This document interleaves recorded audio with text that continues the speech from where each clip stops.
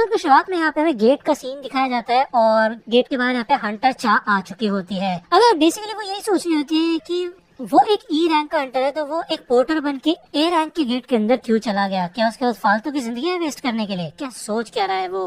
अब यहाँ पे ये सारी चीजें सोच रही होती है वो, तो इनका जो लीडर होता है ना माइनिंग टीम का, वो यहाँ पे आता है, वो पूछते कि क्या हुआ, कुछ दिक्कत हुई है क्या गेट के अंदर? तो चा कहती है कि नहीं ऐसी कुछ बात नहीं है, मैं अपने खुद के पर्सनल काम से अंदर जाना चाहती हूँ, तो चिंता करने वाली कोई बात नहीं है। वो यहाँ पे रियलाइज करती है कि उसके पास कोई वेपन नहीं है। ओके, बेसिकली वो पूछती है कि क्या तुम्हारे पास कोई हथियार है? तो इनके पास बस कुल्हाड़ी, क्योंकि ये माइनर टीम है, ठीक है। तो चा सोचती है कि यार वो ये कुल्हाड़ी का क्या करेगी, लेकिन उसके पास कोई और वेपन तो होता नहीं है, तो वो रुक जाती है। ये माइनर टीम का बंदा कहता है कि देखो मेरे ख्याल से खाली हाथ जाना कुछ ज्यादा रिस्की होगा, अच्छा है कि एक कुल्हाड़ी तो रहेगी, है ना। दूसरा, यहाँ पे हमें गेट के अंदर का सीन दिखाया जाता है जिधर ये पूरी आर्मी भाई पूरा खौफ मचा रही होती है, अपने हथियारों को जमीन में पटक रही होती है कंटिन्यूसली। अगर ये काफी सारे होते हैं हाई ऑर्क्स, और इनको एक चीज पता होती है कि ये काफी खतरनाक है, अगर ये गेट तोड़ के यहाँ से बाहर निकल जाते हैं तो पूरा शहर तबाह करके रख सकते हैं। खास करके वो 4 बंदे, मतलब ये जो बॉस होता है ना इनका, किंग, उसके साथ यहाँ पे 4 जनरल्स भी खड़े होते हैं और ये काफी खतरनाक हाई ऑर्क्स होते हैं। ओके, अब यार मैं आपको एक चीज बता दूं, लास्ट एपिसोड में मैंने आपको एक चीज बोली थी कि एक बंदा आया था जिसे इन लोगों की लैंग्वेज समझ आने लगी थी और उसने बोला था मैं कारगिल हूँ, तो उस समय यहाँ पे उसको लैंग्वेज समझ नहीं आई थी, बल्कि ये असली किंग है जिसने उस बंदे के ऊपर कंट्रोल हासिल किया था और इन इंसानों को वो मैसेज दिया था कि तुम्हारे पास 2 चॉइसेस है, अगर तुम मरना चाहते हो मेरे इंसानों के हाथों, यहाँ पे मर सकते हो, नहीं तो तुम मेरे साथ आ सकते हो, ठीक है। तो बेसिकली वो सीन था, ये पॉइंटर था, मुझे बताना था आप लोगों को। अब यार क्यों यहाँ पे एक ही चीज सोच रहा होता है कि इनका मेन मकसद ये है कि इन्हें बॉस को हराना है और इस गेट को क्लोज करना है, इनका मेन मिशन है ये। लेकिन बॉस यहाँ पे यही कहते हैं कि तुम्हें क्या लगता है इंसानों, क्या तुम मुझसे डर रहे हो? यहाँ पे उसका काफी खतरनाक ऑरा रिलीज होता है। अब मैं आपको बता दूं इसका नाम कारगिल है, आपको याद होगा, ठीक है। ये देख के यहाँ पे कीहुन की पूरी टीम की ऐसी तैसी हो जाती है, क्योंकि ये ऑरा इतना खतरनाक होता है ना, मतलब काफी खतरनाक। तो कीहुन पूछता है कि तुम हमें यहाँ पे लेके क्यों आए? तो कारगिल कहता है कि बस एक ही मकसद है, एंटरटेनमेंट के लिए। मैं अपनी आर्मी के सामने तुम्हारे साथ थोड़ा खेलना चाहता हूँ, उसके बाद तुम्हें जान से मारना चाहता हूँ, और कुछ काम नहीं है तुम लोगों का। तो कीहुन मन में सोचता है कि बस ये लोग उसके लिए खिलौना है क्या, मतलब और कोई मकसद नहीं है।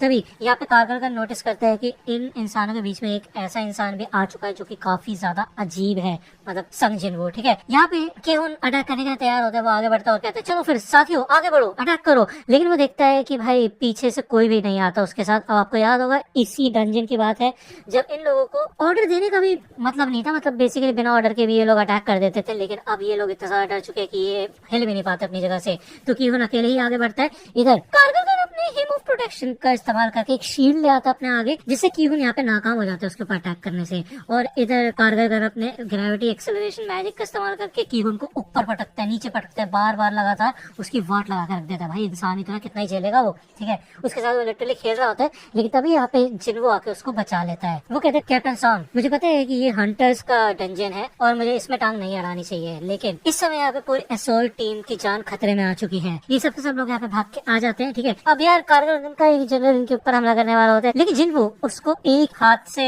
रोक देता है और भाई पीछे मुड़ता भी नहीं, उसको ऊपर फेंक देता है, भाई जैसा यहाँ पे कारगिल ने कीहुन के साथ किया था, ठीक है। जिनवो कहता है मैं बस तुमसे एक चीज पूछना चाहता हूँ कि ये सारे मैजिक बेस क्या तुम मेरे लिए छोड़ सकते हो? तो कीहुन कहता है प्लीज। तो यार कारगिल समझ जाता है कि इस बंदे के अंदर स्ट्रेंथ काफी कमाल की है, और ऑब्वियसली बात है यहाँ पे कीहुन ने भी अब पूरी परमिशन दे दी है, तो जिनवो अपनी शैडो आर्मी को बुलाने लग जाता है। मतलब बुलाने की क्या जरूरत है, खुद ही आ जाते हैं, उसको सोचने की जरूरत है बस, ठीक है। ये पूरी आर्मी यहाँ पे आ चुकी होती है, लेकिन फिर भी कारगिल की आर्मी काफी ज्यादा बड़ी होती है। अब जिनवो ये कहते हैं कि मैं तुम्हें हरा दूंगा, फिर चाहे हमारा कितना भी बढ़िया मैच बनाओ, ठीक है। दूसरा यहाँ पे हमें गेट के बाहर का सीन दिखाया जाता है। अब इधर माइनिंग टीम तो शामिल होती है, तो ये लोग देखते हैं कि इधर सर्वेलेंस टीम आ चुकी है, ठीक है, कि जिनचुल आ चुका है। वो मन में ये सोचते हैं कि यार मतलब जिनवो यहाँ पे क्यों आया, वो भी एक माइनर बन के 2 दिन से यहाँ पे काम कर रहा है। वो इधर वो जिनवो के बारे में पूछता है तो उसे बताया जाता है कि जिनवो तो गेट के अंदर गया। अब ये वाला बंदा आ जाता है यहाँ पे, जिसको जिनवो ने अपनी आंख दिखाई थी, तो ये तो फटा पड़ा होता है। ये बोलता है कि मुझे पता है उसने कुछ ना कुछ गड़बड़ की थी, उसने मैं कुछ दिन ऐसे देखा जैसे मुझे जान से मार देगा। जिनचुल मन में सोचता है कि यार वो एक एस रैंक का हीरो बन चुका है, उसके बाद भी वो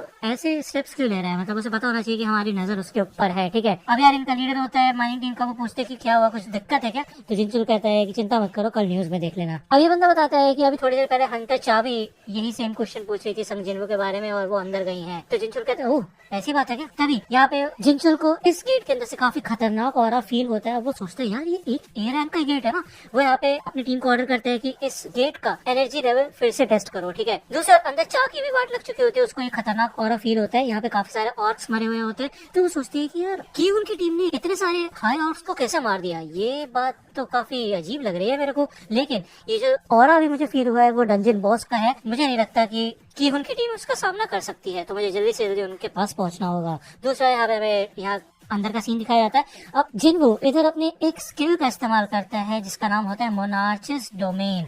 अब यहाँ पे एक सर्कल बन जाते हैं जिसके अंदर रह के ये शैडो सोल्जर्स काफी ज्यादा खतरनाक हो चुके होते हैं। ये स्किल उसको डीमन कासल के लेवल 70 पे जाने के बाद मिला था। अब जब तक ये लोग इसके अंदर है तब तक ये काफी ज्यादा खतरनाक हो गए हैं। यहाँ पे कीहुन की टीम के जो मेजेस होते हैं वो यही सोचते हैं कि यार हम खुद यहाँ पे 2 से ज्यादा लोगों को नहीं बढ़ा सकते, तो ये इतनी खतरनाक ताकत है कैसे आई इसके पास। ये ऑर्क्स यहाँ पे आगे बढ़ना शुरू हो जाते हैं और यहाँ पे मारधाड़ शुरू हो जाती है बुरी तरह से। आयरन हो गया, टैंक हो गया और इग्रेस सबके सब अपना कमाल दिखाते हैं। इवन यहाँ पे जिन्वो तो है ही कमाल का, ठीक है। वो यहाँ पे एक चीज नोटिस करता है कि ज्यादातर जो शैडो सोल्जर्स है उसके पास वो बी रैंक के हंटर्स के इक्विवेलेंट है, मतलब एक ऑर्क को हराने में कम से कम 3, 4, 5 बार तो ये मारे जा रहे हैं, ठीक है। तो इस हिसाब से जिन्वो को खुद इन ऑर्क्स की संख्या कम करनी होगी। तभी यहाँ पे कारगलगन अपने मैजिक का इस्तेमाल करता है him of the fire dragon, जिससे कि काफी खतरनाक आग का झोंका आता है और उसके काफी सारे शैडो सोल्जर्स मारे जाते हैं। कारगलगन कहते हैं कि ये जो तुम्हारे सोल्जर्स है ये बस कठपुतलियां है, ठीक है, तो तुम्हें ज्यादा बनने की जरूरत नहीं है। जिन्वो कहता है कि तुम ये बात बोल रहे हो, मेरे सोल्जर्स तो अनगिनत बार यहाँ पे वापस आ सकते हैं, तुम क्या करोगे इसमें।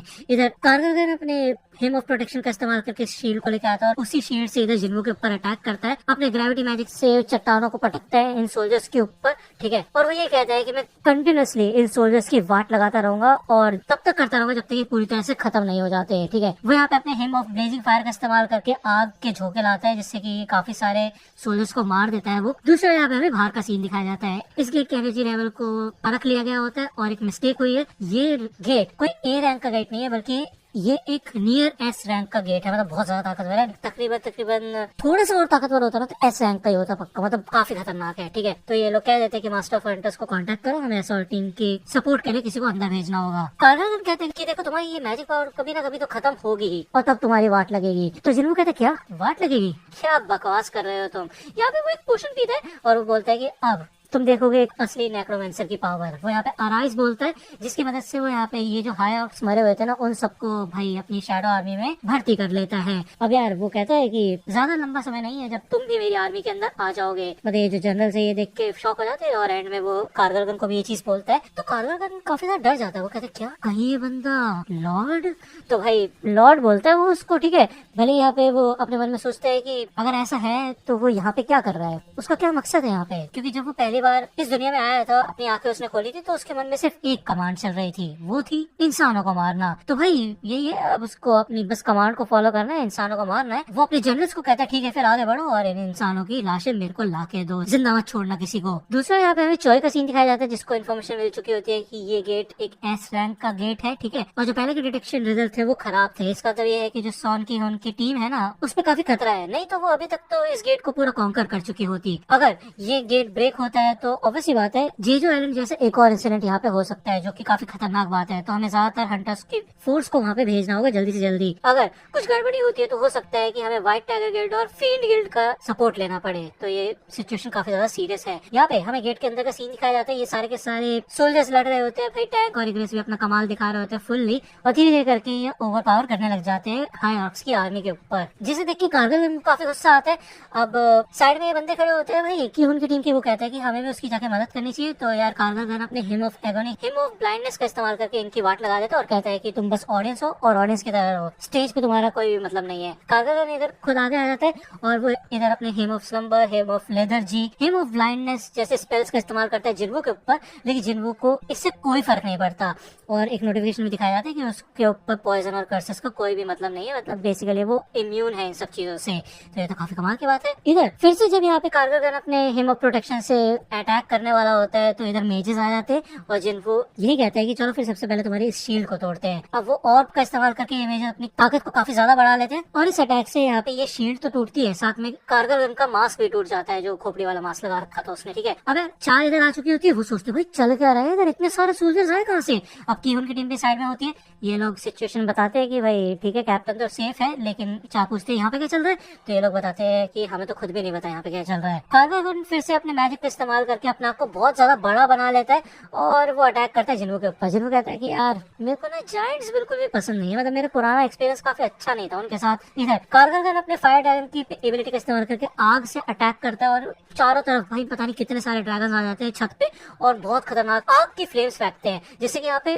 शैडो सोल्जर्स तो मरती है भाई, खुद के उसके बंदे भी मरते हैं हाईऑक्स, ठीक है। लेकिन जिन्होंने यहाँ पे उड़ता हुआ आता है उसकी आंखों के ऊपर अटैक करता है और ये लड़ाई काफी कमाल की होती है। सारे फाइट सीन्स देखने के लिए मेरे टेलीग्राम चैनल पे चले जाना, वहाँ पे मैंने एपिसोड शेयर कर दिया है और वो एपिसोड के मजे उठा सकते हो तुम, ठीक है। लिंक डिस्क्रिप्शन में मिल जाएगी। अब जिन्वू का डायरेक्ट अटैक उसके ऊपर हो नहीं पा रहा होता तो वो अपनी मैजिक से इधर एक चेन लेके आता है, जिससे कि वो इधर कारगल को चेन से बांधना शुरू कर देता है और तभी यहाँ पे जिनचुल की टीम भी आ चुकी होती है और वो देख के समझ जाता है कि चलो ठीक है यार, ऐसा लगता है कि संभाल लिया गया है सारा काम।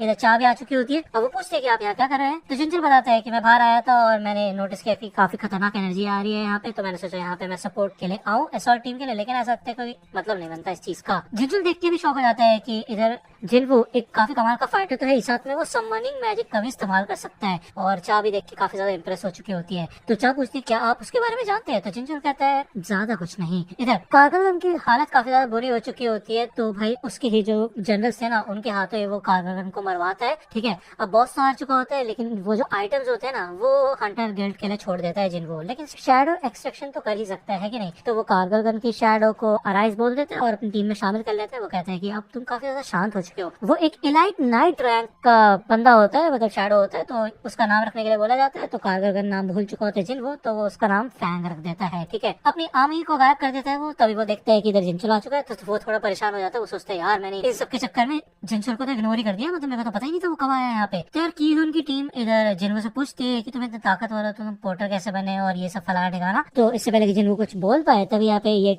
सर्वेलेंस टीम आ जाती है और ये इंट्रोडक्शन देते हैं कि ये हंटर संग जिन्वू है तुम्हारे सामने, ओके, और ये एसोसिएशन का टॉप सीक्रेट है। तो हंटर संग ने तुम्हारे सामने अपनी एस रैंक की एबिलिटीज दिखाई, तो अभी के लिए तुम ज्यादा प्रॉब्लम खड़ी मत करो, ये चीजें अपने तक रखना और हम यहाँ से जाते हैं। जाने से पहले कीहून यहाँ पे शुक्रिया अदा करता है जिन्वू का कि उसकी वजह से यहाँ पे ये लोग जिंदा बचे। ये सब के सब झुकते हैं जिन्वू के सामने और वो जो विल थी ना इस मेज ने दी थी, वो विल यहाँ पे वापस कर देता है जिन्वू। ये लोग यहाँ से निकल जाते हैं। चा बात करने वाली होती है, लेकिन तभी यहाँ पे साइड में से मेज बोलती है कि आपने अपने हाथ में कुल्हाड़ी की पकड़ रखी है मिस चा। तो चा को यहाँ पे काफी शर्म आती है। वो कहती है क्या तुम्हें क्या लगता है ये देख के उसे अजीब लगा होगा क्या, उसे लगा होगा मैं अजीब हूँ। दूसरा यहाँ पे हमें एसोसिएशन का सीन दिखाया जाता है, मतलब चॉय जोंगिन का। अब वहाँ पे आके कीहून ने रिपोर्ट किया होता है, तो चॉय कहता है कि मतलब ऐसा है कि पहले व्हाइट टाइगर गिल्ड, उसके बाद उसने अब हमारी भी मदद कर दी है, क्यों, है ना। वो काफी सारे सोल्जर्स को समन कर सकता है और एक असैसिन टाइप का हंटर है, उसकी स्पीड काफी कमाल की है ना। यकीन करना थोड़ा मुश्किल हो रहा है। तो सॉन कीहून तुम्हें क्या लगता है हंटर संग जिन्वू और मुझ में से सबसे ज्यादा ताकतवर कौन है। तो कीहून बताता है कि वैसे तो रेड मिशंस में जाने पे